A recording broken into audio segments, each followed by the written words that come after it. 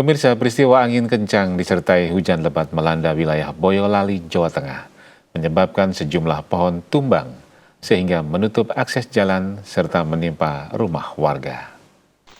Warga bersama relawan bergotong royong memangkas pohon tumbang yang menutup akses jalan.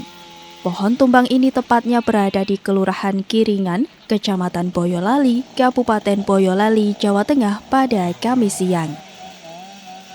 Telah terjadi angin puting beliung yang terjadi di Desa Sidodadi RT 02 RW 7 Kiringan Boyolali yang mengakibatkan pohon-pohon tumbang dan menghalangi jalan desa.